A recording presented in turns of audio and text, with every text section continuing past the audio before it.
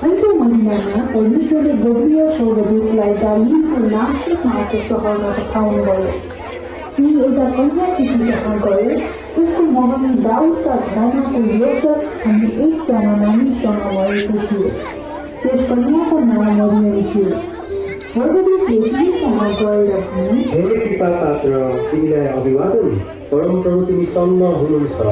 तर तिनी त्यस कुराले साह्रै विचलित भइन् र यो कस्तो किसिमको अभिवादन हो भनी मनमा सोच्न लागि। स्वर्गदूतले तिमीलाई भने, नडराऊ मरियम, किनभने तिमीले परमेश्वरबाट टीका पाएकी छौ।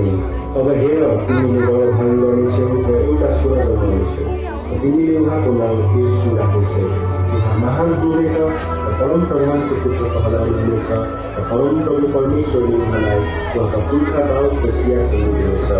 उहाँले याकुबको वंशमाथि सदा सर्वदा राज्य गर्नुहुनेछ र उहाँको राज्यको अन्त्य हुने छैन।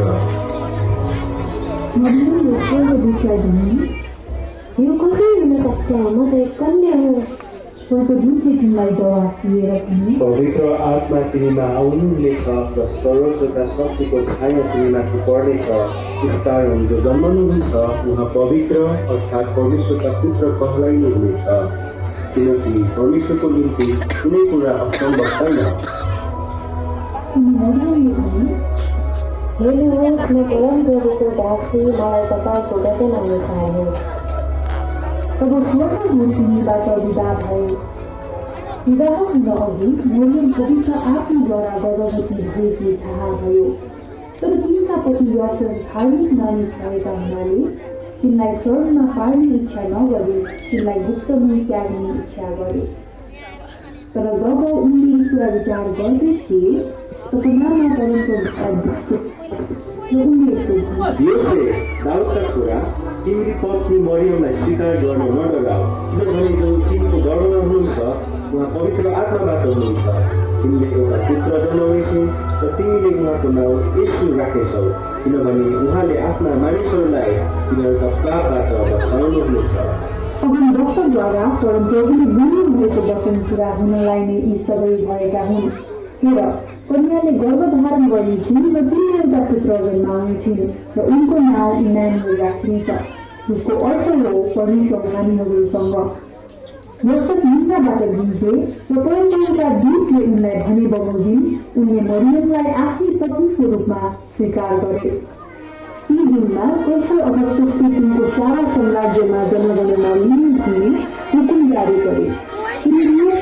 का हाकिम हुँदा यो पहिलो पल्टको जनगणना थियो।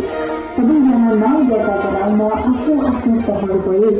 योसेफ पनि गालिलको नासरतबाट युदियाको बेथलेहेम भन्ने दाउदको सहरमा गए, किनभने तिनी दाउदका कुटुम्ब र वंशका थिए। नाउँ दर्ता गराउन तिनी आफूसँग मगनी भएकी मरियमलाई साथमा लिएर गए।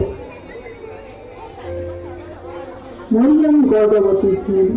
तिनीहरू त्यहाँ भएकी बेला मरियमको बालक जन्माउने बेला आयो। तिनले आफ्नो दुईटै छोरो जन्माइन् र उहाँलाई लुगाले बेरेर दूधमा राखिन्, किनकि तिनीहरूका निम्ति पौवामा ठाउँ थिएन।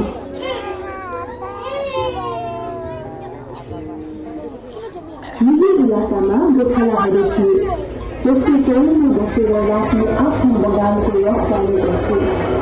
एउटा एकजना स्वर्गदूत तिनीहरू कहाँ देखा पर्यो र प्रभुको तेज तिनीहरूका वरिपरि चढ्थ्यो। अनि तिनीहरू साह्रै डराए। तर स्वर्गदूतले तिनीहरूलाई भने, नडराऊ, किनभने हेर, म तिनीहरूलाई बडो आनन्दको सुसमाचार सुनाउँछु, जो सबै मानिसहरूका निम्ति हुनेछ। आज दाउदको सहरमा तिनीहरूका निम्ति एकजना मुक्तिदाताको जन्म भएको छ, जो ख्रीष्ट प्रभु हुनुहुन्छ। तिनीहरूलाई चिन्न चाहिँ यो हुन्छ, तिनीहरूले एउटा बालकलाई लुगाले बेरेको र दुधमा सुकाइराखेको देखाउनेछ। तब एकैचोटि स्वर्गदूतसँग स्वर्गीय सेनाको एउटा दल देखा परे। परमेश्वरको स्तुति गर्दै तिनीहरूले भने,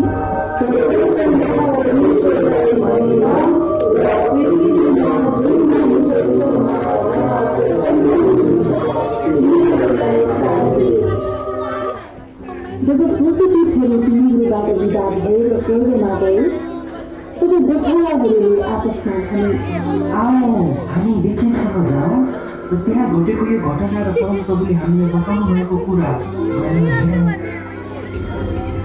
तिनीहरू आफैसँग गए र मरियमले योसेफ दुवैलाई र बालकलाई चाहिँ भूमिकातिर देखाए।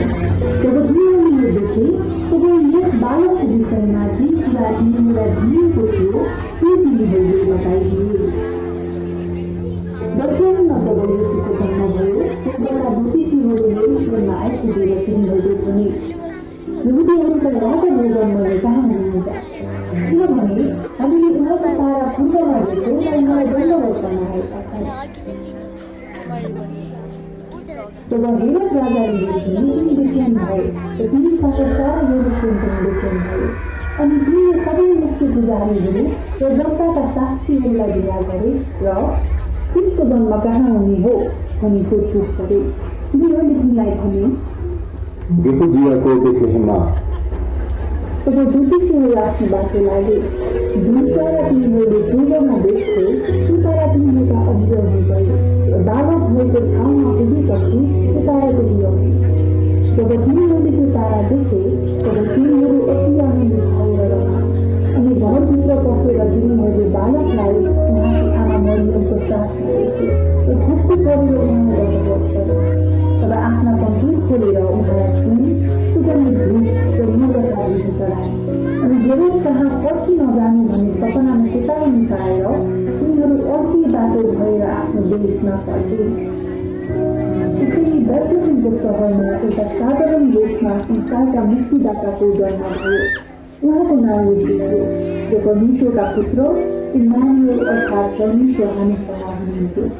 उनको दूतहरूले गीत गाउँदै गर्दा ओथालाहरू रमाउँदै र ज्योतिषीहरूले उपासना गर्दा सारा सृष्टिले येशू ख्रीष्टको जन्मले संसारमा ल्याएको आशा, शान्ति र मुक्तिको सन्देश प्रतिध्वनित गर्यो। अनि जब हामी उहाँको जन्मलाई सम्झन्छौँ हामी पनि उहाँको सामने भेला देख्न, उहाँको आराधना गर्न र उहाँको अनेक सुसमाचार संसारलाई बाँड्न बोलाएका हुन्छौँ।